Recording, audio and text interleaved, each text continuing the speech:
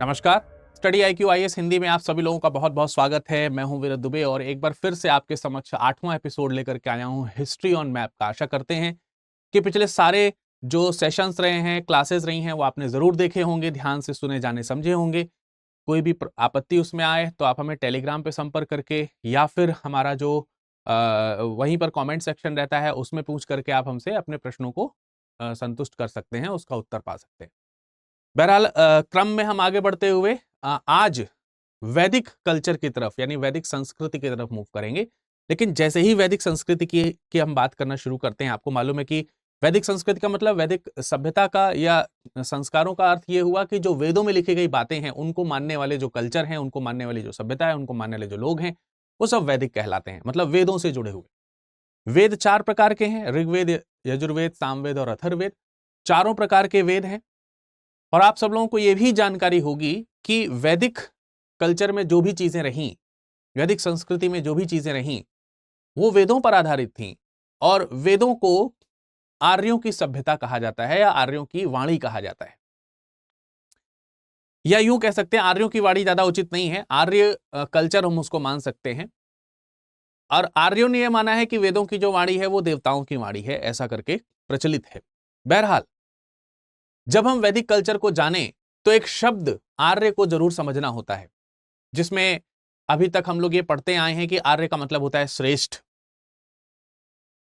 हर चीज में, वाणी में, युद्ध में, सभ्यता में, किसी प्रकार के कल्चर में अपने आप को श्रेष्ठ कहने वाले जो हैं वो आर्य हैं। जब भी हम आर्यन सिविलाइजेशन को पढ़ते हैं या जब भी हम आर्यन कल्चर को पढ़ते हैं तो एक मूल बात, एक मूल प्रसंग या एक मूल प्रश्न या विवाद अपने आप ही स्वतः ही मन में आता है कि आर्य कौन है और कहां से आए। कौन है का अर्थ बड़ा स्पष्ट है, वो जो श्रेष्ठ हैं। लेकिन कहां से आए, यह प्रश्न काफी अस्पष्ट है। अभी तक इसका सही उत्तर, वास्तविक उत्तर नहीं मिल पाया है। फिर भी अलग अलग विद्वानों के अलग अलग तरीके के मत हैं। अब जो मत हैं उनको 2-3 तरीके से क्लासिफाई किया जा सकता है। आज के इस लेक्चर की शुरुआत में पहले इस बात को समझने का प्रयास करते हैं कि आखिर वो विवाद किस प्रकार का है। फिर हम ये जानने का प्रयास करेंगे कि किन किन विद्वानों ने किन किन जगहों से आर्यों की उत्पत्ति, आर्यों के आने या इन सब चीजों के बारे में वर्णन किया है। इन सब चीजों के बारे में हम समझने का प्रयास करें। बेसिकली आर्यों का मूल स्थान क्या है, यह सबसे ज्यादा विवादित बात है। कुछ का कहना है कि भारतीय उपमहाद्वीप के ही हैं आर्य, कुछ का कहना है कि वो बाहर से आए।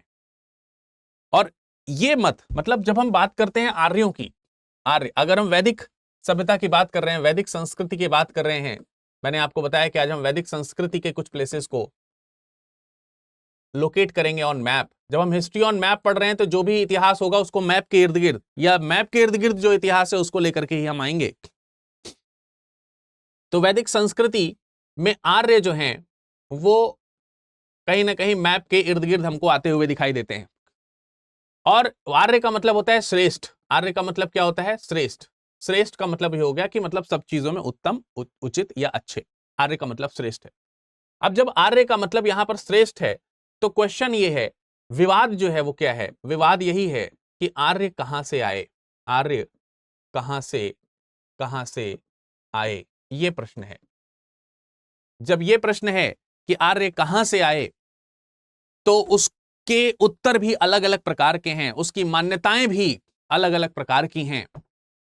जैसे कुछ का मानना है कि आर्य भारतीय उपमहाद्वीप से, भारतीय उपमहाद्वीप, उपमहाद्वीप का मतलब इंडियन सब कॉन्टिनेंट, भारतीय उपमहाद्वीप का मतलब भारतीय उपमहाद्वीप के बाहर से आए, बाहर से आए। कुछ का मानना यह है और कुछ का मानना यह है कि यहीं के मूल निवासी, मूल निवासी।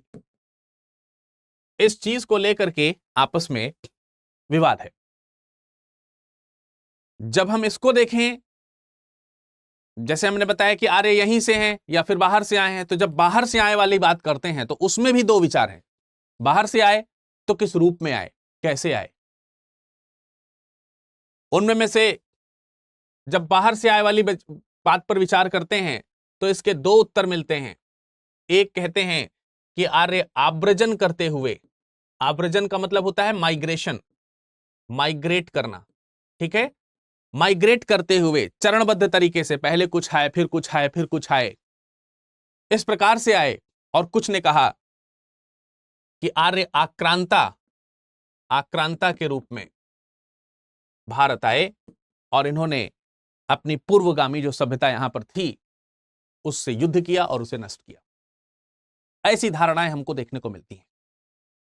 तो आज की चर्चा इसी विषय पर है कि भारत को मानने वाले, भारत को ना मानने वाले, यानी भारत में स्थायी निवास इनका नहीं था, ये ना मानने वाले विद्वानों के क्या क्या तर्क हैं और किन किन जगहों से इनके स्रोत मिलते हैं साक्ष्यों के आधार पर, विद्वानों ने कौन कौन से उदाहरण दिए हैं उसके, उसी के आधार पर इसकी मैपिंग हम लोग करेंगे। मैपिंग आज की जो होगी वो इंडिया के साथ साथ वर्ल्ड को भी टच कर रही होगी। जैसे अगर हम बात करें कि कुछ विद्वान ऐसे हैं जिन्होंने इस बात को स्वीकार किया है कि भारत जो है भारतीय मूल के हैं ये आर्य, या भारतीय हैं आर्य, इस तरीके की, मूलतः आर्य जो है वो भारत के हैं, इस तरीके के तर्क देने वाले भी कुछ विद्वान हैं। और कुछ विद्वान ऐसे हैं जो बताते हैं विश्व के विभिन्न भागों से आए हैं। जैसे अगर हम बात करें पंडित गंगानाथ झा की, तो पंडित गंगानाथ झा जो हैं ऐसे व्यक्ति हैं, गंगानाथ झा ये ऐसे व्यक्ति हैं जिन्होंने आर्यों का मूल स्थान भारत ही बताया है और भारत में ब्रह्मर्षि, ब्रह्मर्षि प्रदेश बताया है, ब्रह्मर्षि देश बताया है। तो ब्रह्मर्षि देश से बिलोंग करते हैं मूलतः ये आर्यंस, ये बताने वाले पंडित गंगानाथ झा हैं। इसी तरीके से DS त्रिवेदी जी हैं, वो मुल्तान की वेदिका वाला जो जगह है, वेदिका नदी की घाटी जो है, वेदिका नदी की घाटी मुल्तान में, मुल्तान, इसको जो है उन्होंने माना है DS त्रिवेदी, त्रिवेदी इन्होंने माना है कि वहां से हैं। तो ये भी भारतीय उपमहाद्वीप का ही एक हिस्सा है। अवनींद्र जी हैं, अविनाश चंद्र जी हैं, सॉरी, उन्होंने, अविनाश चंद्र जी ने, और बहुत ही फेमस रहे हैं राइटर एक जिनका नाम है डॉक्टर संपूर्णानंद, उन्होंने सप्त सैंधव रीजन, सिंधु की जो 7 नदियों का जो प्रदेश है, उस सप्त सैंधव रीजन को भारत के आर्य सभ्यता का उत्पत्ति का देश माना है। तो चलिए पहले हम ये तय करते हैं कि भारत और उसके आसपास किन किन लोगों ने ये माना है कि भारतीय सभ्यता आर्य सभ्यता रही है या आर्य सभ्यता भारतीय सभ्यता रही है। इस तर्क को थोड़ा सा खंगालने का प्रयास करते हैं, फिर विश्व के दूसरे हिस्सों से किन लोगों ने उदाहरण दिए हैं उसको तलाशने का प्रयास करते हैं। आगे बढ़ने से पहले मैं आपको जल्दी से बता देना चाहता हूं, 23 तारीख को प्रीलिम्स टू इंटरव्यू बैच के लिए, यानी पूरी प्रारंभिक परीक्षा से लेकर के मुख्य परीक्षा और इंटरव्यू तक की तैयारी इस बैच में कराई जाएगी, जो कि 23 तारीख से शुरू हो रहा है सुबह 8 बजे से। आप लोग जरूर जुड़िए इस बैच में, और इस बैच में न्यूनतम 23,999 रुपए के साथ जुड़ा जा सकता है। सारी चीजें इसमें मिलेंगी, नोट्स मिलेंगे, PPT मिलेंगी, लाइव क्लासेस मिलेंगी, रिकॉर्डेड क्लासेस मिलेंगी, आपको MCQs वगैरह सब मिलेंगे, सारी चीजें, इंटरव्यू मिलेगा इसमें, रेजिडेंशियल प्रोग्राम जो आपका आफ्टर प्रीलिम्स निकालने के बाद मिलता है। जब आप प्रारंभिक परीक्षा निकाल लेंगे तो आपको मुख्य परीक्षा के लिए यहाँ पर स्टडी IQ परिसर में आकर के तैयारी करने का, निःशुल्क तैयारी करने का अवसर मिलेगा। तो वो सब चीजें आपको इस 23,999 मात्रा में मिल जाएंगी इफ यू आर यूजिंग विरद live code while taking admission, application से, या फिर आप वेबसाइट पे जाकर के लॉगिन करके कर सकते हैं। ये सिल्वर पैकेज है, गोल्ड पैकेज मिलेंगे तो ये 26,999 का पड़ेगा। वैलिडिटी थोड़ी बढ़ जाएगी, वो 1 साल का है तकरीबन, तो वही 18 महीने तकरीबन हो गया, 1 साल 6 महीने तो 18 महीने वही लिखा है, तकरीबन 1 साल, तकरीबन 2 साल, तकरीबन 3 साल, और 3 साल वाला लेंगे तो 29,999 का पड़ जाएगा एज पर योर वैलिडिटी। आप गोल्ड या सिल्वर में से किसी को चुन सकते हैं, ये बेहतर विकल्प है, मेरा ऐसा सजेशन है, हिंदी, इंग्लिश और इंग्लिश तीनों भाषाओं में। साथ ही साथ अगर कोई व्यक्ति सीसेट का, हालांकि वो जो बैच लेंगे आप उसमें सीसेट इंक्लूडेड है, लेकिन अगर कोई बैच नहीं ले रहा है, केवल सीसेट लेना चाहता है, तो सीसेट की क्लासेस भी शुरू हो चुकी हैं, जिसमें एडमिशन लेने की अंतिम तिथि 20 अक्टूबर है। ठीक है, तो ये दोपहर में 3:30 बजे बैच चल रहा है, प्रतिदिन चल रहा है, मात्र 5,000 रुपए में, यानी 4,999 में आपको मिल जाएगा अगर आप विरद लाइव कोड का इस्तेमाल करेंगे। 100 डेज का बैच है, आराम से सीसेट निकालिए, सीसेट बहुत इंपॉर्टेंट है, रुक जा रहा है लोगों का एडमिशन इसमें, प्रीलिम्स रुक जा रहा है इसकी वजह से। साथ ही साथ ऑप्शनल बहुत सारे अवेलेबल हैं स्टडी IQ के एप्लीकेशन पर, आप किसी भी ऑप्शनल का चूज कर सकते हैं, इसमें भी आप विरद लाइव कोड का इस्तेमाल करेंगे। इसमें भी सिल्वर, गोल्ड और प्लेटिनम का पैकेजेस हैं। सिल्वर पैकेज लेंगे तो 15,999 में आराम से आपको मिल जाएगा। हिंदी साहित्य, हिंदी मीडियम के विद्यार्थियों के लिए बहुत अच्छा ऑप्शनल हो सकता है, अगर है तो आप ले सकते हैं हिंदी साहित्य, और दूसरे ऑप्शनल भी हैं जो बाइलैंग्वेज आपको मिल जाएंगे। ठीक है, तो आप हिंदी साहित्य ले सकते हैं। डॉक्टर अजय अनुराग जो है इसमें पढ़ा रहे हैं, अजय अनुराग सर, अनुराग सर। ठीक है, तो आप इनको ले सकते हैं। यूज कोड विरल। चलिए मैं आपके सामने थोड़ी सी मैपिंग करता हूं। पहले उस मैपिंग को पहले ध्यान से सीखिए, समझिए, जानिए, और फिर उसको करने का प्रयास कीजिए। मान लेते हैं कि ये भारत का नक्शा मैं बनाने का प्रयास करता हूं, क्योंकि हम भारतीय तर्क को पहले बताना चाहते हैं आपके सामने। तो मान लेते हैं कि ये भारत का नक्शा है। मान लेते हैं कि ये भारत का नक्शा है कुछ इस तरीके। ठीक है, अब ये यहां पर इस तरीके से थोड़ा सा ऐसे ऐसे भी कर सकते हैं आप, मतलब एक रफली आइडिया मैंने आपको बताया, और फिर ये आपको मालूम है कि दक्षिण की तरफ चला जाता है ये। ठीक है, ये हिस्सा आपका थोड़ा दक्षिण की तरफ चला जाता है। इसमें अगर हम नदियों को बनाने का प्रयास करें तो आपको मालूम है कि तकरीबन यहां से ऐसे करके सिंधु नदी आपकी आती है ये। ठीक है, इसमें भी कई सारी नदियां आपको, जैसे मान लेते हैं कि यहाँ कहीं से आपकी सतलज नदी जो है बह रही होगी। इसी सतलज में तमाम सारी दूसरी नदियां आकर के बहती हैं। यहीं कहीं से आपको जो है गंगा नदी निकलती हुई भी दिखाई देगी, जो यमुना है, गंगा है, सब इस तरीके से निकल करके जाती हैं। और मैंने आपको बताया, यहां पर देखिए, यहां पर मैंने आपको बताया जैसे पंडित गंगानाथ झा हैं, ये ब्रह्मर्षि देश को बताते हैं यहाँ का रीजन। तो तकरीबन ये वाला जो क्षेत्र है, ये जो आपको क्षेत्र देखने को मिल रहा है, मैं इसको किसी डिफरेंट कलर से बना देता हूं। जैसे ये वाला जो क्षेत्र है,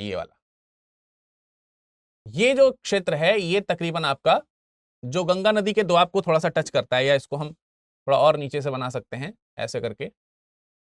ये गंगा नदी के दोआब रीजन को जो टच कर रहा है, यही ब्रह्मर्षि प्रदेश है। यही क्या है? ब्रह्मर्षि देश या ब्रह्मर्षि प्रदेश के नाम से इसको जाना जाएगा। तो अगर हम यहां पर देखें, ये भारत का जो नक्शा है, यहां पर इसको हम देखने का प्रयास करें, जो उस समय प्राचीन भारत के नक्शे की तरह हमने आपको दिखाने का प्रयास किया है, थोड़ा सा प्राचीन भारत ही है। ठीक है, ये प्राचीन भारत का ये हिस्सा है, मान सकते हैं आप इसको।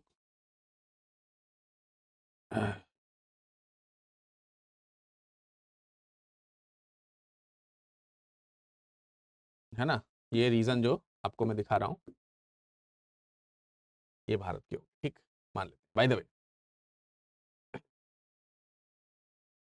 तो ये जो भारत का रीजन आपको देखने को मिल रहा है, भारत का जो नक्शा आपको देखने को मिल रहा है, इसमें भी ये वाला जो पोर्शन है, ये आपका ब्रह्मर्षि प्रदेश के रूप में जाना जाएगा, या हम इसको थोड़ा डिफरेंट कलर से भी आपको बता सकते हैं। ये वाला जो रीजन है,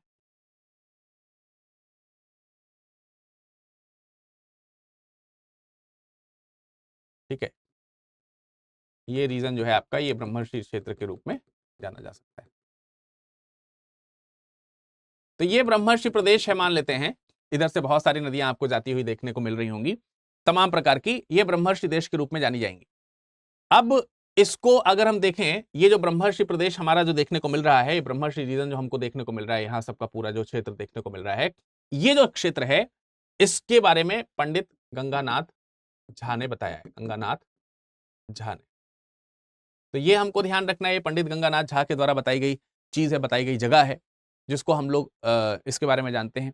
उन्होंने कहा है कि प्राचीन काल में जो गंगा यमुना का जो दोआब रीजन है, वो ब्रह्मर्षि देश है, और यहीं पर आर्यों का मूल निवास स्थान रहा है। और गंगा यमुना का ये निवास स्थान क्या ऋग्वैदिक काल का था? अगर आपसे ये प्रश्न मैं पूछूं तो आप हमेशा बताएंगे कि ऋग्वैदिक काल जो है वो तो सप्त सैंधव रीजन को बहुत ज्यादा वर्णित करता है। लेकिन गंगानाथ झा जो हैं वो मान रहे हैं कि गंगा और यमुना के बीच का जो दोआब रीजन है, वो वहां का रीजन मान रहे हैं, इसके उत्पत्ति का क्षेत्र, जो कि बहुत ज्यादा तार्किक नहीं लगता। उसका रीजन ये है कि ऋग्वेद की अगर हम बात करें तो ऋग्वेद में गंगा जो है वो एक बार, ऋग्वेद में अगर हम कहेंगे तो ऋग्वेद में गंगा नदी जो है उसका एक बार वर्णन है, और जो यमुना है, यमुना जो है उसका 3 बार आपको वर्णन देखने को मिलता है। तो अगर गंगा और यमुना का केवल 1 या 3 बार ही वर्णन है तो इतना ठोस ये आधार नहीं है जिसको ये कहा जाए कि भारत में यही वो क्षेत्र है जहां से उत्पत्ति हुई होगी आर्यों की। दूसरा, अथर्ववेद, माफ कीजिएगा, ऋग्वेद। ऋग्वेद से ही अगर हम देखें तो ऋग्वेद में ये बातें जो हैं केवल 1 बार या 3 बार के रूप में प्रकट होती हैं, तो ऋग्वेद पूरी तरीके से इसकी पुष्टि नहीं कर रहा है। दूसरा, कोई ऐसा पुरातात्विक सामग्री भी यहां से ऐसी प्राप्त नहीं हुई है कि हम विशिष्टता ये कह सकें कि जो ब्रह्मर्षि प्रदेश है, ब्रह्मर्षि जो प्रदेश है या देश है, ये आर्यों का मूल स्थान रहा होगा, आर्यों का मूल स्थान रहा होगा। ठीक है, ये उतना ज्यादा तार्किक नहीं है, ये तार्किक नहीं है। क्यों तार्किक नहीं है? मैंने बताया कि एक तो ऋग्वेद बहुत ज्यादा इसका वर्णन नहीं करता, दूसरा यहां से कोई पुरातात्विक सामग्री इस तरीके की मिलती नहीं है जो ये शो करे कि ब्रह्मर्षि प्रदेश जो है वो इसका एक ठीक ठाक तरीके का रीजन है, एक ठीक ठाक तरीके का प्रदेश है। ये चीज हमको यहां से देखने को नहीं मिलती। तो एक तो तर्क हमारा ये है, इनका मानना ये था गंगानाथ झा का, लेकिन उसको हम थोड़ा सा अनएक्सेप्ट कर सकते हैं या कम मान सकते हैं।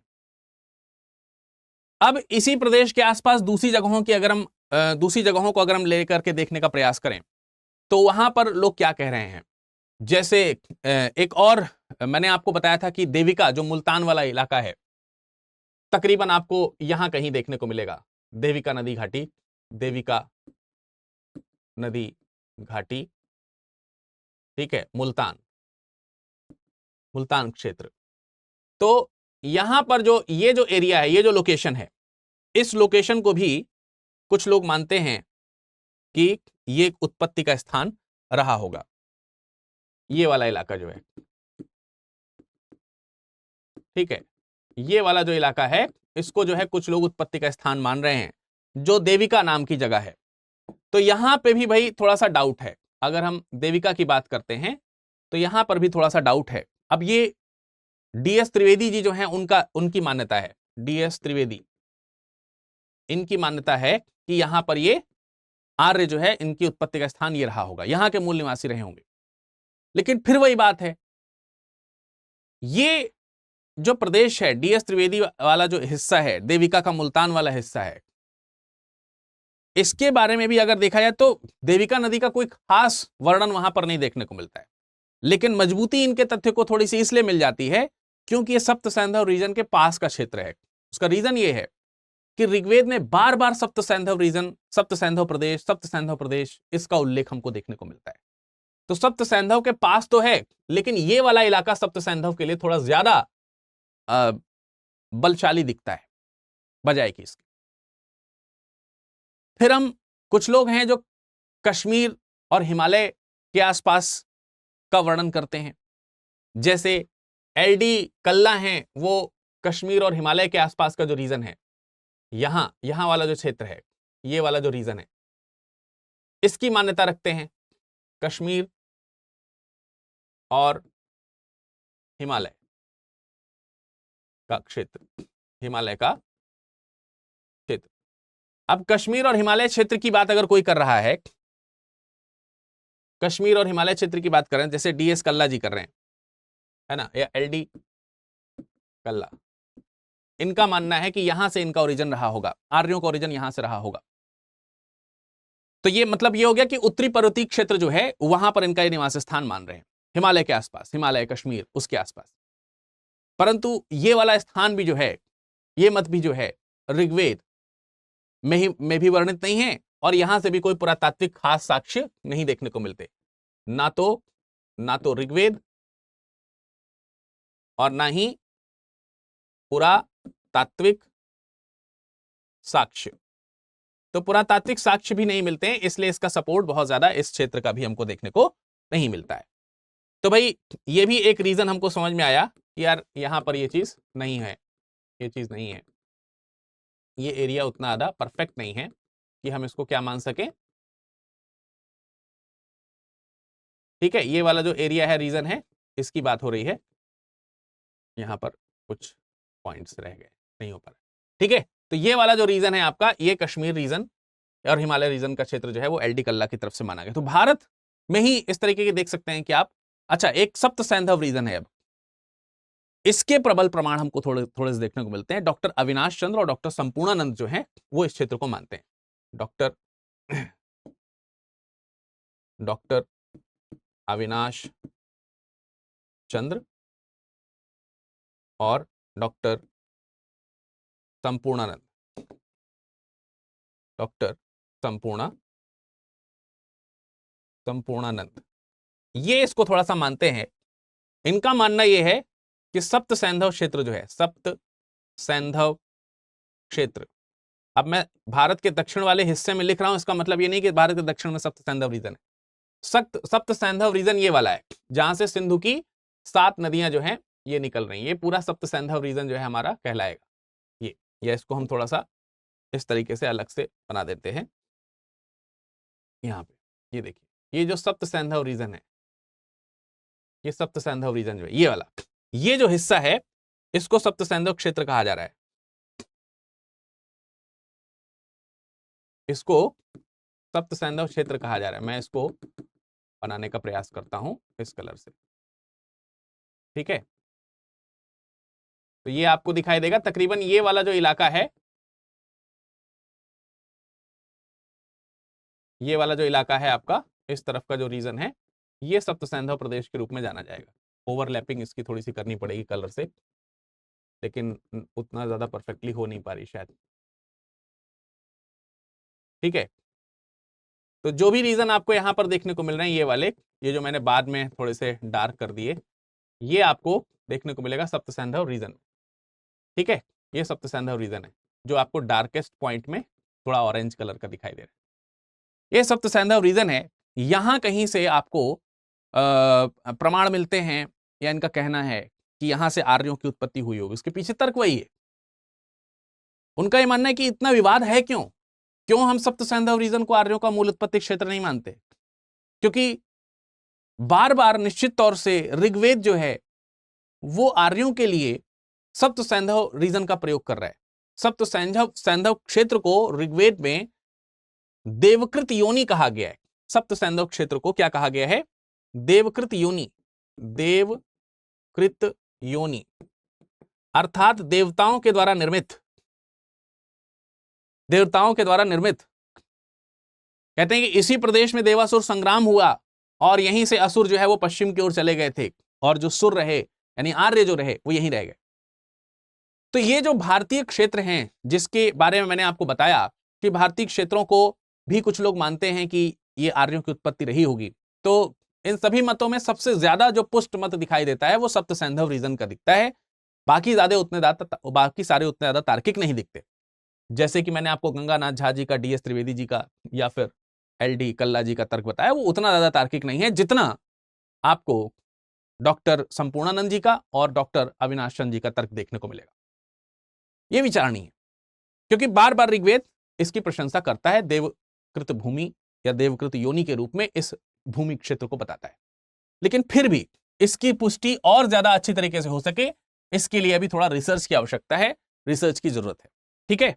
तो इसके ऊपर अभी थोड़ा सा और रिसर्च होना चाहिए, ऐसा अन्य विद्वानों का भी मानना है, जिससे और मतलब अगर यहां से कुछ पुरातात्विक चीजें मिल जाएं, साक्ष्य मिल जाएं साहित्यिक स्रोतों के अलावा, तो ज्यादा मजबूती मिलेगी इस बात को समझने में, ठीक है। तो ये तुम्हारा एक तर्क हो गया। अब हम जैसे दूसरा तर्क मैंने आपको बताया था यहां पर कि कुछ लोगों का मानना है कि आर्य जो है यहीं के मूल निवासी हैं, इसका तर्क तो हो गया। बाहर से आए, अब इस तर्क के ऊपर थोड़ी सी चर्चा कर लेते हैं, इसके ऊपर थोड़ा सा डिस्कशन कर लेते हैं। अब इस डिस्कशन को करने से पहले थोड़े से पॉइंट्स को समझते हैं थोड़ा सा, फिर आएंगे मैपिंग की तरफ। आर्य जो है भारतीय उपमहाद्वीप में ही आर्यों के निवास के विरुद्ध कुछ तर्क दिए गए हैं, बाहर से आए हैं इसके के लिए तर्क दिए गए हैं। जैसे सैंधव, अब उसमें भी 2 तरीके की चीजें हैं। बताया था कि सैंधव सभ्यता आर्य सभ्यता से भिन्न है और उससे भी अधिक प्राचीन है, यानी आर्यन का जो सभ्यता है उससे पहले जो है वो सिंधु सभ्यता है, और टाइम पीरियड से भी ऐसा पता चलता है।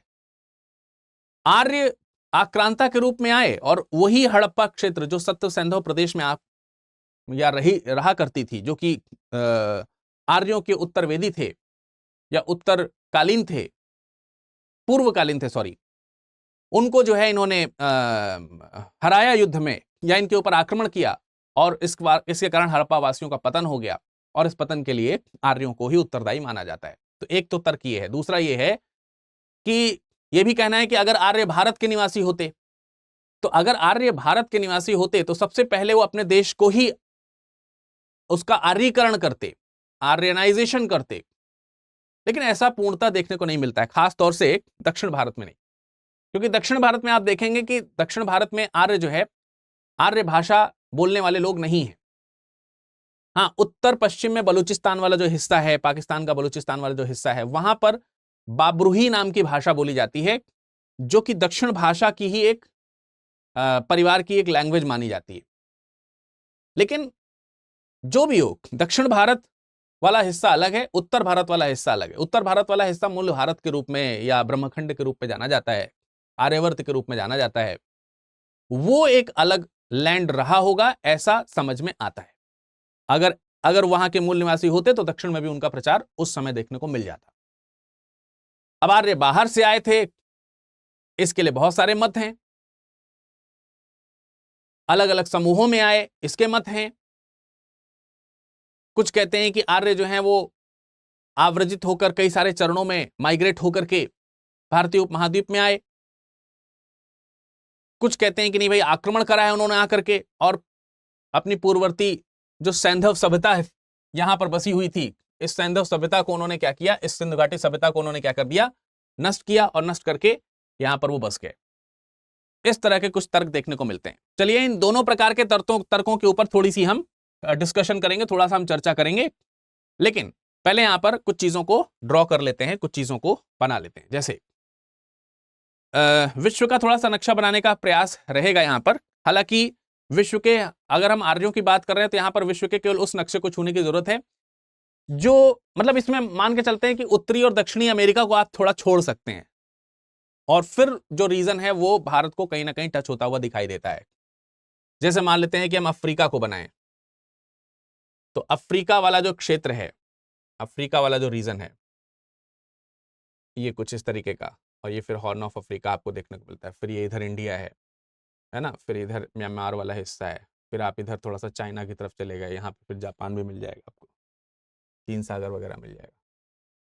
ये रशिया का पूर्वी हिस्सा आपका हो गया, उत्तरी हिस्सा हो गया इधर से आपका रशिया का, और फिर इधर आप ये आ गए यूरोप। ठीक है, नॉर्वे और से होते हुए आप जो है इसको ऐसे कनेक्ट कर सकते हैं। थोड़ा सा वर्ल्ड मैप इस तरीके से इजीली बनाया सकता है। यहाँ पर आपको ब्रिटिश आइलैंड दिखने को मिलेगा। अब इसमें जैसे ये वाला हिस्सा है, ये मान लेते हैं कि साउथ अफ्रीका है, ये सपोज दैट। तो साउथ अफ्रीका, साउथ अमेरिका को की खास जरूरत यहाँ पर नहीं है, पर थोड़ा सा वर्ल्ड मैप सा लुक आपके पास में आए, इसके लिए मैं साउथ और नॉर्थ अमेरिका को भी यहाँ पर जो है वो ड्रॉ करने का प्रयास करता हूँ आपके लिए। ठीक है, ये मान लेते हैं कि साउथ और नॉर्थ अमेरिका हो गया। यहीं पे आपको मालूम है कि इस तरीके से ग्रीनलैंड भी आपको देखने को मिलता है। तो ये वर्ल्ड मैप है।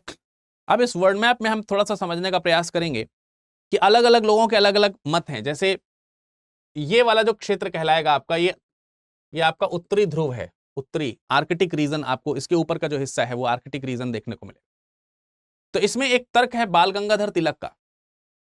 बाल गंगाधर तिलक जो है उत्तरी जो ध्रुव है उसी को ही क्षेत्र मानते हैं।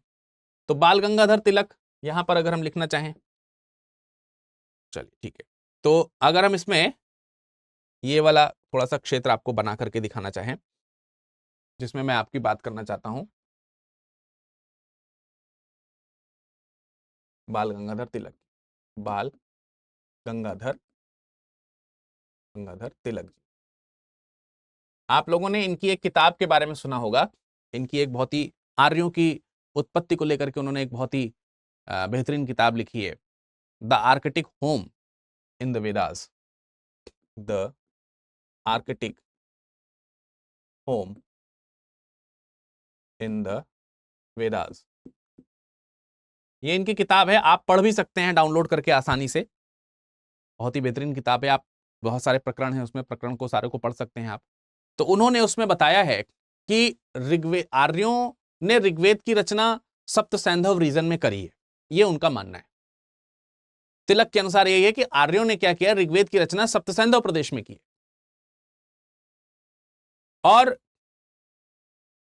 एक सूक्त में जहां पर उन्होंने सप्त सैंधव प्रदेश में आर्यों ने ऋग्वेद की रचना करी है, उस जगह पर रचना करते समय वो ये बताना चाहते हैं कि वो इससे पहले कहां से बिलोंग करते थे, ऐसा कुछ बताने का प्रयास किया गया, क्योंकि उसमें एक सूक्त के अंतर्गत दीर्घकालीन उषा की बात की गई है, दीर्घकालीन उषा की स्तुति की गई है। दीर्घकालीन उषा। अब दीर्घकालीन उषा मतलब लंबे समय की जो सुबह है उसकी बात करी गई, और दीर्घकालीन उषा आपको उत्तरी ध्रुव में देखने को मिलेगी। महाभारत में सुमेरु पर्वत भी इसी तरीके की स्थिति से बिलोंग करता है। लेकिन अब ये जो तथ्य है ये लिखा कहां है, ये ऋग्वेद में लिखा है, और इस ऋग्वेद का रेफरेंस देते हुए बाल गंगाधर तिलक जी जो बात करते हैं वो ऐसी प्रतीत होती है कि यह तो पूरी तरीके से साहित्यिक हुई।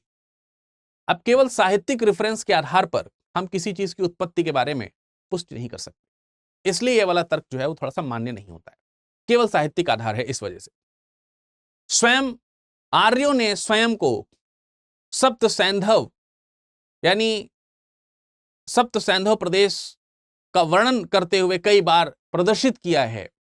और फिर मैं वही कहूंगा कि सप्त सैंधव प्रदेश का मतलब देवकृत योनि। तो ये वाला जो हिस्सा है, सप्त सैंधव रीजन वाला जो प्रदेश है, ये ज्यादा पुष्टकारी हमको देखने को मिलता है, ये अधिक पुष्टकारी हमको देखने को मिलता है, बजाय कि ये कहा जाए कि यहां पर ऋग्वेद की रचना जरूर की गई लेकिन उसमें यहां के प्रमाण देखने को मिलते हैं, इस स्थान का वर्णन देखने को मिलता है, तो वो वहां के निवासी रहे होंगे। ये कुछ कम तार्किक लगता है, इसलिए बाल गंगाधर तिलक का भी ये मान्यता कुछ कम तार्किक लगती है। इसके अलावा ये तो हिस्सा हो गया आर्कटिक क्षेत्र का, उत्तरी ध्रुव की मान्यता है यहां पर, मतलब इनकी मान्यता किसकी है, उत्तरी ध्रुव की। आर्कटिक क्षेत्र जो है वहां की, ये वाला रीजन हो गया वो। और कुछ लोग हैं जो एशिया में विभिन्न जगहों पर इसकी उत्पत्ति मानते हैं।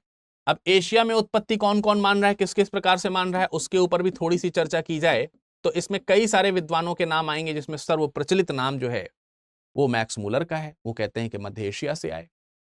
रोड्स उसको बैक्टीरिया रीजन बताते हैं।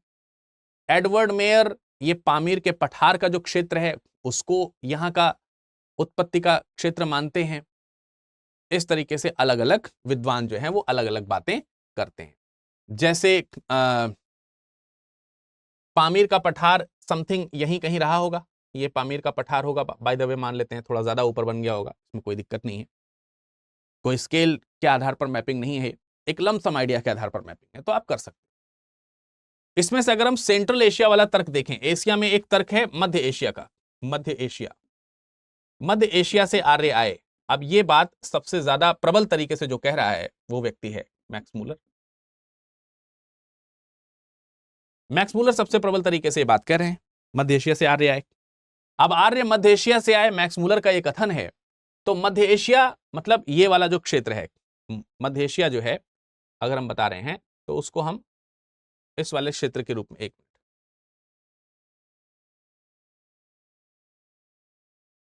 उसको हम जैसे पामीर के पठार को थोड़ा सा हम इधर कर देते हैं, ठीक है, यहां कहीं करे, यहां कहीं।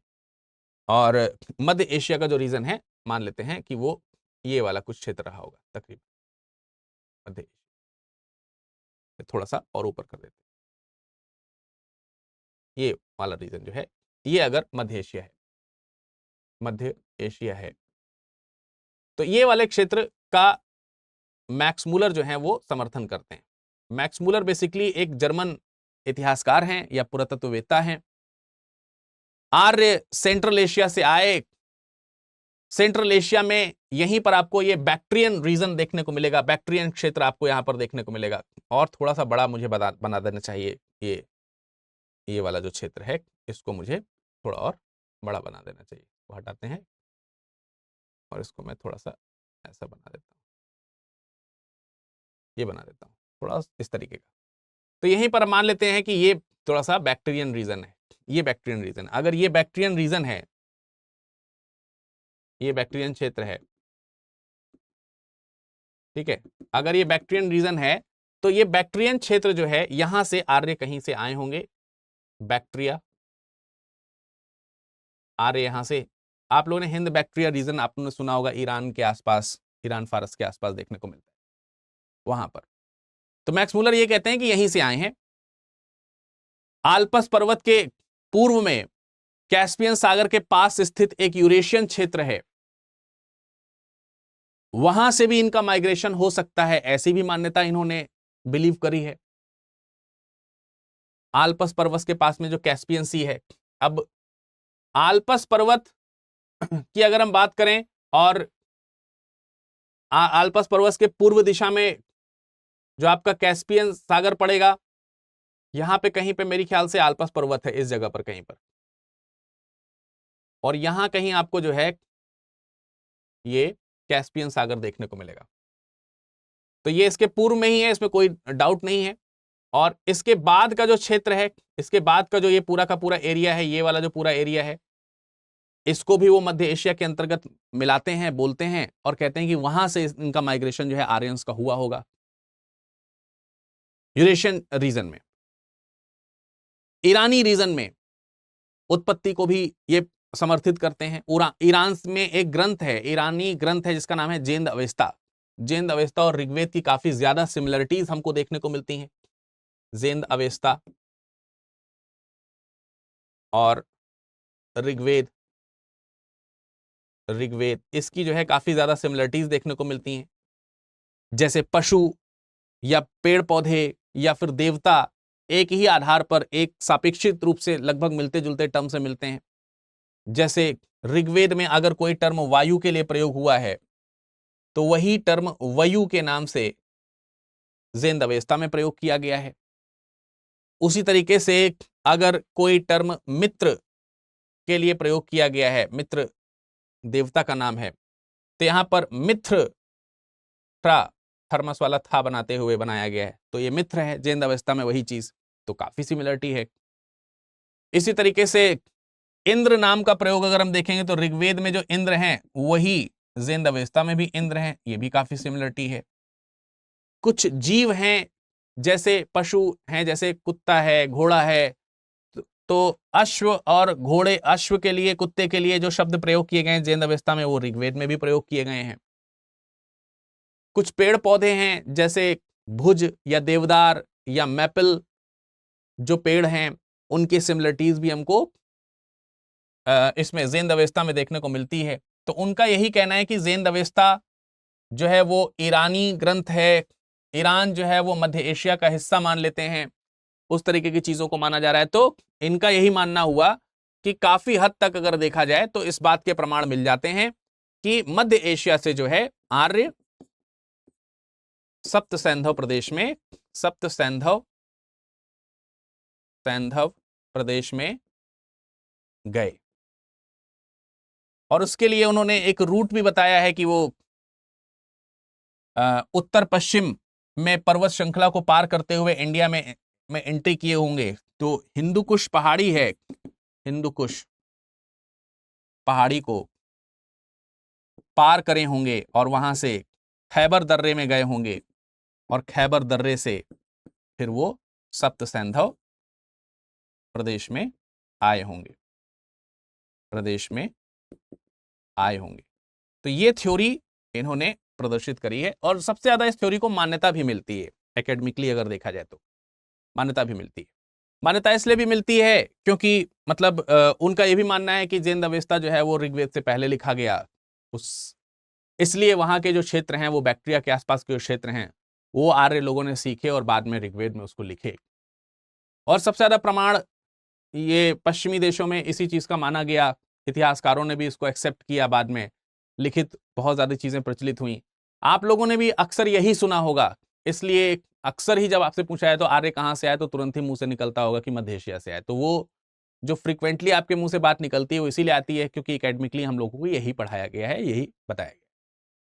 लेकिन इन्हीं से इतर एक और विद्वान है जिनका नाम है एडवर्ड मेयर। एडवर्ड मेयर जो हैं, एक नाम यहां पर मिलेगा आपको, एडवर्ड मेयर का। एडवर्ड मेयर मानते हैं कि इनकी उत्पत्ति का क्षेत्र जो है वो पामीर के पठार के आसपास है। तो पामीर का पठार ये इनकी उत्पत्ति का क्षेत्र रहा होगा। ये कौन मानता है? ये एडवर्ड मेयर मानते हैं। मान लेते हैं कि समथिंग यहां पे कहीं पे पामीर का पठार है, ठीक है, ये मान लेते हैं आपका क्या है, पामीर का पठार है सपोज। तो उनका मानना यह है कि ये भाई पामीर का पठार है, पामीर का पठार, यहां से उत्पत्ति हुई होगी किसकी? आर्यों की, या यहां से भारत में आए होंगे आर्य, यहां से आए होंगे। ये एडवर्ड मेयर का मानना है। उनका यह भी मानना है कि ये आर्य जो है इंडो आर्यन जाति है बेसिकली, और इन इंडो आर्यन जाति का दो तरफ माइग्रेशन हुआ, एक पूर्व में एक पश्चिम में। पूर्व में जब आए तो ये पूर्व में इधर पंजाब वाला जो रीजन है, ये वाला जो क्षेत्र है पंजाब वाला, ठीक है, सिंधु नदी का जो क्षेत्र पड़ता है पंजाब, सिंधु की 5 नदियों का हिस्सा पंजाब कहलाता है। ये पूर्व में माइग्रेशन पंजाब की तरफ हुआ, और पश्चिम में जो माइग्रेशन हुआ वो यहां पे आपको मेसोपोटामिया सभ्यता देखने को मिलती है। मेसोपोटामिया, तो मेसोपोटामिया में यहां पर पूर्व में बसे। तो ये मेसोपोटामियन और आर्यन में जो सिमिलरिटी मिलती है, वो सिमिलरिटी इसी कारण देखने को मिलती है। ये इनका तर्क है, ये इनका कहना है। इसी तरीके से एक और महाशय हैं, जिनका नाम है ब्रैंड स्टोन। वो बताते हैं कि भारतीय भाषा कोश के अनुसार आर्य जो हैं वो एक पर्वत के नीचे घास के मैदान में रहने वाले निवासी हुआ करते थे। तो ब्रैंड स्टोन ये बताते हैं, या ब्रैंड स्टोन का कहना है कि आर्य जो हैं पर्वत के नीचे घास के मैदान में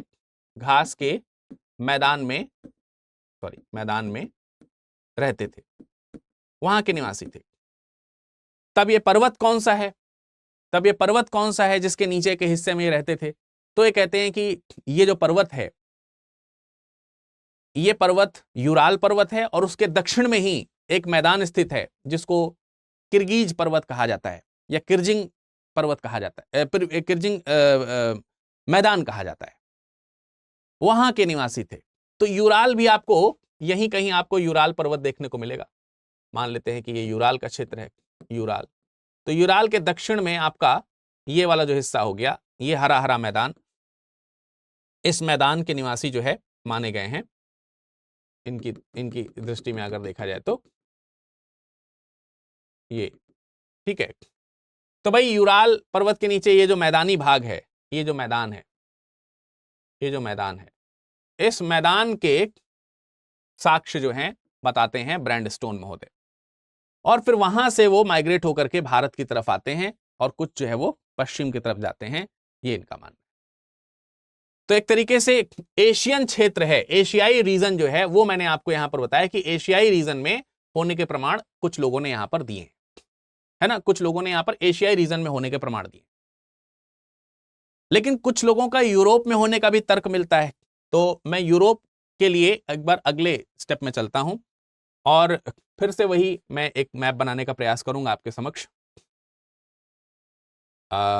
वही अफ्रीका से ही शुरू करते हैं। अफ्रीका बनाया हमने, ठीक है, ये हॉर्न ऑफ अफ्रीका वगैरह बन गया, भारत बन गया, और ये आपका रशिया का पूर्वी भाग बन गया। उधर से की जरूरत नहीं है, अफ्रीका की तरफ से ही हम ऐसे करके हम चले जा सकते हैं यूरोप की तरफ। तो हम भाई यूरोप में प्रवेश कर चुके हैं, और हम नॉर्वे की तरफ आ गए हैं अब, ठीक है, उगते सूरज का देश जिसको कहते हैं। और अब हम आ गए रशिया में, ठीक है। तो अगर ये मान लेते हैं कि एक मैप है, इधर पूर्वी, इधर जो हिस्सा है ये जिसको बोल रहे हैं कि उत्तरी अमेरिका और दक्षिणी अमेरिका, उसको बनाने की कोई खास जरूरत है नहीं, क्योंकि यूरोप की हम बात करें तो यूरोप में भी कई सारे तर्क मिलते हैं। उनका मानना है कि भारोपीय भाषा जो है, भारोपीय भाषा परिवार के कुछ कहावतें, नुक्ते, मुहावरे, इनका प्रसार जो है इस बात को शो करता है कि यूरोपियंस जो है, यूरोपियन रीजन जो है वो भी आर्यों के मूल स्थान की बात कर सकता है। कोई जरूरी नहीं है कि हम आर्यों के मूल स्थान को एशिया में ही तलाशें, हम उसे यूरोप में भी तलाश सकते हैं। जैसे जर्मनी है, हंगरी है, ठीक है, उधर के जो रीजन है, जैसे मान लेते हैं कि सपोज दैट यहां कहीं आपका ये जर्मनी होगा, यहां कहीं आपका ये हंगरी होगा, ठीक है, तो जर्मनी या फिर हंगरी, इन जगहों पर भी हम इसको तलाश सकते हैं। तो बेसिकली ये जो है यूरोप, माफ कीजिएगा, हाँ यूरोप, सॉरी यूरोप, यूरोप का समर्थन जो है किस प्रकार से हो रहा है उसके बारे में आइए। एशिया का समर्थन यहां देखा हमने, एशियन समर्थन को, अब यूरोपियन समर्थन को समझने का प्रयास करते हैं, जिसमें सबसे पहले थोड़ा सा हम जर्मनी को समझने का प्रयास करेंगे। जर्मनी, जर्मनी है, हंगरी है, रशिया का जो दक्षिणी इलाका है, ये रूस है, रशिया का दक्षिणी इलाका जो है वहां पर किस प्रकार की मान्यताएं उसको समझें। तो प्रमुख रूप से एक विद्वान का नाम आएगा पेनेका। तो पेनेका और हर्ट, ये दो विद्वान हैं, पेनेका और हर्ट, ये दो विद्वान हैं जिनका विशेष रूप से समर्थन जर्मनी की उत्पत्ति से मिलता है। मध्य एशिया में या मध्य जर्मनी में, सॉरी एशिया नहीं, मध्य जर्मनी में एक जगह है स्कैंडिनेविया, स्कैंडिनेवियाई जगह जो है, हालांकि स्कैंडिनेवियन पूरा रीजन ये वाला है जिसमें आपको ये वाले रीजन भी देखने को मिलेंगे, नॉर्वे, स्वीडन वाला रीजन देखने को मिलेगा। तो जर्मनी का पूर्वी हिस्सा हो गया ये एक तरीके से, अगर हम देखें जर्मनी के क्षेत्र में पूर्वी हिस्सा हो गया। तो वो जो स्कैंडिनेवियाई जो लोग हैं, वो उसके रीजन में कहा गया कि उन पर कभी विदेशियों का आधिपत्य नहीं हुआ। तो स्कैंडिनेविया जो है, स्कैंडिनेविया जो जगह है, इस पर कहा गया कि इन लोगों का कहना है कि विदेशी अधिकार इस पर हुए नहीं, विदेशी अधिकार नहीं हुआ, इनको इसके प्रमाण नहीं देखने को मिलते हैं। और विदेशी अधिकार नहीं हुआ है तो इसका मतलब यहां पर कोई माइग्रेट होकर के नहीं आया, परंतु इनकी जो भाषा है वो भारोपी भाषा है। तो इसका मतलब इनकी मूल भाषा भारोपी भाषा है, और आपको मालूम है कि आर्यों की भी भारोपी भाषा है। तो इसी आधार पर ये तर्क देते हैं, सिद्ध करते हैं कि भारोपी भाषा का मूल स्थान वो जर्मनी का उत्तरी हिस्सा या स्कैंडिनेवियाई रीजन जो है वो है भारोपी भाषा का मूल स्थान, भारोपीय भाषा का मूल स्थान यही है। इसी कारण हम ये तर्क दे सकते हैं कि भाई आर्यंस भी यहीं के होंगे, ये इनका मानना है। लेकिन कुछ लोग पश्चिमी बाल्टिक सागर के तट को भी इसका तर्क देते हैं, मानते हैं। तो बाल्टिक रीजन वाला जो क्षेत्र है वो, मतलब उसके पास में अगर हम देखें तो वहां से भी कई साधारण सी चीजें मिली। तो बाल्टिक रीजन ये है, ये बाल्टिक क्षेत्र है, यहां पे कहीं पे बाल्टिक सागर है आपका, ये बाल्टिक सागर है, ठीक है। अब बाल्टिक सागर वाला जो क्षेत्र है, उस बाल्टिक सागर का जो तटी पश्चिमी इलाका जो है, वहां से बहुत सी कॉमन या बहुत सी साधारण सी चीजें मिली हैं। पाषाण के बने हुए कुछ उपकरण मिले हैं जो भारूपियों के द्वारा जो बनाई गई, यानी आर्यों के द्वारा जो बनाई गई कुछ वेपन्स जो हुआ करते थे उसके जैसे देखने को मिलते हैं। प्रागैतिहासिक काल के कुछ मृदभांड देखने को मिलते हैं जिनका संबंध हम आर्यों से करते हैं, आर्यों से संबंधित माना जाता है जिनको। तो वो क्षेत्र भी वो यहीं पर बसा हुआ क्षेत्र है, इसी का बना हुआ क्षेत्र है। तो वो भी तकरीबन स्कैंडिनेविया के पास ही देखने को मिलता है। इस वजह से भी ये माना जाता है कि भाई यहां से आर्यों की उत्पत्ति हुई होगी। फिर यहां पर यह भी कहा गया इस क्षेत्र के लिए कि आर्यों का जो शारीरिक विशेषता है वो भी जर्मनी जैसी है। जैसे जर्मन लोगों के भूरे बाल होते हैं, आज भी जर्मन लोगों के भूरे बाल हैं, तो आर्यों के भी बाल जो है वो भूरे थे। इस वजह से शारीरिक विशेषताएं जो हैं वो भी इसी बाल्टिक रीजन, स्कैंडिनेवियाई रीजन या फिर जर्मनी इत्यादि के रीजन के आसपास का हमको देखने को मिलता है। तो मूलतः अगर हम देखेंगे कि ये जो पूरा का पूरा क्षेत्र है, ये जो पूरा का पूरा क्षेत्र है, इस पूरे के पूरे क्षेत्र को ही कहीं ना कहीं टारगेट करके ये बताया जा रहा है कि ये हमारा ये वाला जो रीजन है, ये जो रीजन है, इस रीजन को ही कहीं ना कहीं क्या कहा जा रहा है, ये आपका हंगरी वाला रीजन है, मैंने बताया था, तो इस वाले रीजन को ही बोला जा रहा है कि ये बाल्टक मतलब ये पूरा का पूरा यूरोप का इस तरफ का जो हिस्सा है, इस पूरे यूरोप के इस तरफ वाले हिस्से में आपको ज्यादातर देखने को मिलेंगे इनके निवास स्थान, ऐसा बताने का प्रयास किया गया। इसमें एक व्यक्ति की विशेषता और मतलब वाणी और हमको जोड़नी चाहिए, हिटलर। हिटलर को मालूम होगा कि आपको भाई वो तो नस्लवादी टिप्पणी करने वालों में से एक है, तो वो क्या कर रहा है, स्थानीय आर्यों के बारे में बोल रहा है कि उसका मानना यह है कि आर्य नॉर्डिक लोग जो हैं वो तकरीबन 1500 साल पहले यहीं से उत्तर दिशा की तरफ, भारत की उत्तर दिशा की तरफ यहीं से मूव करके गए हैं। ठीक है, यहीं से मूव करके गए हैं उत्तर दिशा, भारत की उत्तरी दिशा में, और वहां पे फिर भारत में आकर के बस गए हैं। यही कारण है कि आपको मालूम है कि सेकेंड वर्ल्ड वॉर के समय वो भारतीय लोगों को भी अशुद्ध मानता है नस्ली टिप्पणी करते हुए। स्थानीय आर्यों के साथ घुलने मिलने का उसने आरोप लगाया है कि ये आर्यंस जो हैं वो वहां भारत में जाके अनार्यों के साथ घुल मिल गए, ये अपराध किया उन्होंने, जिसके कारण वो भी दंड योग्य हैं, इसीलिए मैं उनका समर्थन नहीं करूंगा। वो कहता है कि क्योंकि वो अनार्यों से मिल गए, इसलिए जो जर्मन मूल निवासी जो कि श्रेष्ठ हुआ करते थे, वो अनार्यों से मिल गए, इसलिए उन्होंने धरती में श्रेष्ठ होने के गुण जो हैं वो त्याग दिए, या वो योग्य उसके नहीं रहे, कैपेबल नहीं रहे। ये विशेषता जो है, ये जो उदाहरण है वो किसका देखने को मिलता है, वो हिटलर का देखने को मिलता है। ठीक है, लेकिन ये सब बातें उतनी ज्यादा सच नहीं देखने को प्रतीत होती हैं, क्योंकि स्थान भाषा परिवर्तन ना होने से या स्थान के फिक्स होने से, एक ही जगह की भाषा बोल रहे हैं, स्कैंडिनेवियाई के बारे में कहा जा रहा है कि भाई वो हमेशा से भारूपी भाषा बोलते हैं, वहां पर किसी का आक्रमण नहीं हुआ, तो ये तो इस बात का प्रतीत हुआ ना कि वो अपनी भाषा को कभी अपडेट ही नहीं कर पाए, पिछड़ापन का प्रतीत हुआ है, संकीर्णता को सूचित कर रहा है। बाल्टिक सागर की बात कर रहे हैं कि बाल्टिक सागर, जर्मनी, यहां से उपकरण मिले हैं, तो ऐसा नहीं है, उपकरण तो कई जगहों से मिले हैं, पोलैंड से, रूस से, ट्रैपोल्जी से, इन सब जगहों से भी, तमाम जगहों पर उस तरीके के उपकरण मिले हैं, तो क्या वहां से भी उत्पत्ति उनकी मान लेंगे? भूरे बाल की बात करी जाती है, तो भूरे बाल जर्मनी के ही लोगों के तो है नहीं, पतंजलि कहते हैं कि भारतीय ब्राह्मण जो हैं वो भी भूरे बालों के हैं, तो ये सब चीजें हमको थोड़ी सी देखनी पड़ेगी। इसी तरीके से यहां पर एक जगह है, रीजन है जो हंगरी वाला, जो मैंने प्रदेश आपको बताया, हंगरी क्षेत्र जो बताया है, यहीं पर आपको डेन्यूब नदी देखने को मिलेगी, डेन्यूब नदी, डेन्यूब रिवर आपको देखने को मिलेगी। तो इसको मानने वाले भी कुछ लोग हैं। इसमें एक प्रमुख तरीके से नाम आता है, गाइल्डर का नाम आता है इसमें, बहुत ही फेमस विद्वान है पी गाइल्डर। तो गाइल्डर महोदय जो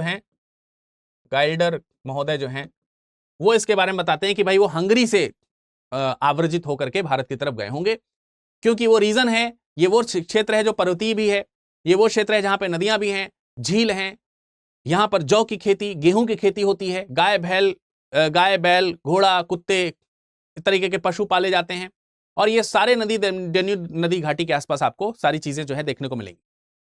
तो ये चीजें आर्यों द्वारा प्रयोग में लाई जाती थी, लेकिन आर्यों के द्वारा इस तरीके की प्रयोग में लाई जाने वाली चीजें जो कि डेन्यूब नदी घाटी में हमको देखने को मिलती हैं, मिलती जरूर हैं, लेकिन क्या केवल वहीं पर मिलती हैं? केवल जौ वहीं उगा, केवल चावल वहीं उगे, केवल गेहूं वहीं उगा, ऐसा नहीं है। कुत्ते गाय बिल्ली वहीं पे पाए गए, ऐसा नहीं है। तो ये वाला तर्क भी उतना ज्यादा मजबूत देखने को नहीं मिलता है। तो जो पी गाइल्डर हैं, पी गाइल्डर का जो तर्क है, जो डेन्यूब नदी घाटी का है, नदी घाटी का, वो भी उतना मजबूत नहीं है, वो भी उतना तार्किक नहीं है। तो इस रीजन में जो दक्षिणी रूस वाला जो इलाका है, दक्षिणी रूस का जो दक्षिणी इलाका है, यहां वाला, इस तरफ वाला जो रीजन है दक्षिणी रशिया का, या फिर हम इसको यहां पर देख लेते हैं, ये रशिया का जो दक्षिणी इलाका है। अच्छा खैर यहाँ पे बहुत सारी चीजें लिख गई, आप समझ ही सकते हैं, ये रशिया वाला इलाका है, रशिया का जो दक्षिणी इलाका है, जो भारत की तरफ कहीं ना कहीं आपको देखने को मिल रहा है। उस रीजन की भी अगर हम बात करें, दक्षिणी रूस की अगर हम बात करें, लिख देता हूं मैं यहां पर दक्षिणी रूस। तो दक्षिणी रूस के समर्थन में भी कुछ विद्वान हैं, जैसे कि मेयर महोदय हैं, पीक महोदय हैं, ठीक है, और गार्डन चाइल्ड हैं, वी गार्डन चाइल्ड के नाम से भी इनको जाना जाता है। वी गार्डन चाइल्ड की एक किताब भी है जिसमें उन्होंने इसका प्रदर्शन किया हुआ है, the Aryans, study of Indo European origins. उसमें भी इस चीज के तर्क उन्होंने लिखे हैं। उन्होंने पाया कि भाषा सामग्री के आधार पर देखा जाए तो दक्षिण रूस को आर्यों का मूल स्थान माना जा सकता है। तो इन सब लोगों का यही मानना है कि भाई दक्षिण रूस जो है वो आर्यों का क्या है, आर्यों का मूल स्थान है। तो दक्षिण रूस वाला इलाका इन्होंने इसको एक्सेप्ट किया है। दक्षिण रूस में उत्खनन किए गए हैं तो वहां से तमाम सारी चीजें मिली हैं जो इसी प्रकार की संस्कृति से बिलोंग करती हैं, जो जैसे अश्व है, घोड़ा है, घोड़े के अवशेष मिले हैं। आर्यों का बहुत प्रिय पशु हुआ करता था घोड़ा। पिगट महोदय कहते हैं कि आर्य दक्षिण रूस के ही विस्तृत प्रदेश से बिलोंग करते हैं। तो ये ओवरऑल हमको पता चलता है कि दक्षिण रूस वाला कॉन्सेप्ट भी दिया गया है, दक्षिण रशिया वाला कॉन्सेप्ट भी दिया गया है। लेकिन फिर वही बात है कि दक्षिण रशिया का जो कॉन्सेप्ट दिया गया है केवल वो दक्षिण रशिया में ही नहीं मिलता है। अश्व केवल वहीं थोड़ी है दक्षिण रशिया में, अरब में भी तो आपको मिलते हैं घोड़े। तो अरब रीजन माना जाना चाहिए, बैक्टीरियन रीजन माना चाहिए जहां पे घोड़े बहुत ज्यादा मिलते हैं। तो ये भी अतार्किक सा ही लगता है, लेकिन अपने तर्क उन्होंने दिए। तो आज के इस लेक्चर में मैंने यही बताने का प्रयास किया कि किसका किसका तर्क कहां कहां के लिए है, जिसको मैंने डायग्राम के आधार पर बताने का प्रयास किया है। आई होप कि आपको ये सब चीजें समझ में आई होंगी, ये सब चीजें स्पष्ट हुई होंगी आपके मन में। तो ये जितना भी चीज मैंने पढ़ाया है उसके अंततः कंक्लूड करते हुए अगर ये देखा जाए तो ये पता चलता है कि आर्यों का मूल निवास स्थान का निर्धारण जो है वो निश्चित रूप से अभी तक परफेक्टली नहीं हुआ है। लेकिन ज्यादातर एकेडमिकली अगर हम देखें तो सेंट्रल एशिया को लोग जो है ज्यादा मानते हैं कि ये वाला जो इलाका है, सेंट्रल एशिया वाला जो इलाका है, सेंट्रल एशिया वाला जो रीजन है जिसपे मैक्स मूलर के तथ्य बहुत ज्यादा प्रभावित करते हैं, बैक्टीरियन रीजन के आसपास से उत्पत्ति होने की देखने को मिलती है। तो आर्यों के मूल निवास स्थान को वहां का क्षेत्र माना जा सकता है। आपका क्या तर्क है इस पर, आपका क्या सोचना है कि आर्य कहां से बिलोंग करते हैं, कमेंट सेक्शन में जरूर बताइएगा। इसके अगली स्टेप में हम कुछ प्रमुख क्षेत्रों के बारे में जो कि सिंधु घाटी, माफ कीजिएगा, जो कि इसी आर्यन सिविलाइजेशन से, आर्यन कल्चर से बिलोंग करते हैं, उन प्रमुख प्लेसेस के बारे में हम, इंडिया में तमाम सारे प्लेसेस हैं, उन प्लेसेस के बारे में डिस्कशन कर रहे होंगे। आपका समय शुभ हो, आप अच्छे से पढ़ते लिखते रहें। धन्यवाद।